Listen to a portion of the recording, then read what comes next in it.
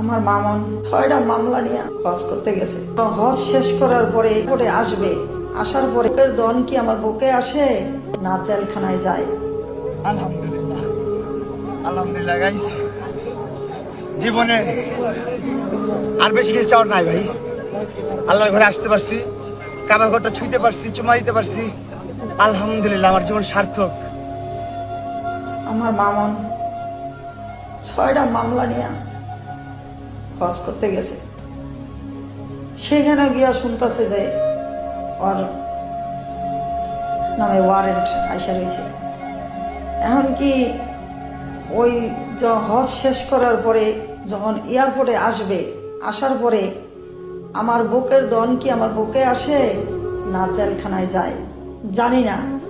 আল্লাহ পাক রব্বিল আলামিন কি করে, যা আল্লাহর কাছে ও ক্ষমা চাইতে গেছে, ও আল্লাহর কাছে ও যে গুনাহগার, ও পাপী বান্দা, ও পাপ গুনাহ মুছতে গেছে, চাইতে গেছে।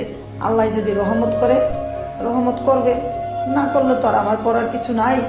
আমার 3টা ছেলে মেয়ে প্রতিবন্ধী, মা বাবা অসুস্থ, দেখার মতন আমার কেউ রইল না।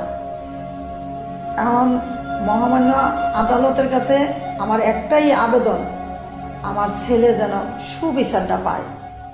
আমার ছেলের আপনি একটু সুদৃষ্টিতে একটু দেখেন ওর প্রতিবন্ধী ভাই বোনগুলো নিয়ে খুব অসহায়ভাবে ফিরে যাবো।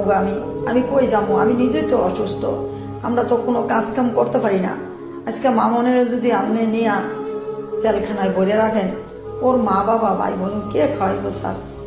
আপনি একটু ক্ষমার দৃষ্টিকে ওরে দেখবেন, ওর দিকে একটু তাকাইবেন। আর আমি তো আমার ছেলে মেয়ে প্রশংসা আমি সবসময়ই করি। আমার মামন তো আমি বলেই আমার মামন সৎ ছেলে, কারণ আমার পাশে আছে। আর আমার অনেক ছেলে মেয়েরা প্রবাসে আছে, বাংলাদেশে আছে, বিভিন্ন জায়গায় আছে। আমি সব ছেলে মেয়েদের জন্য দোয়া করি। মামন কিন্তু হজে গিয়া সবার জন্য দোয়া করছে, যত ভাই বোন যারা আছে সবার জন্য দোয়া করছে, আমিও দোয়া করি সবার জন্য। তোমরা সবাই মামনের প্রতি একটু সাপোর্ট করিও।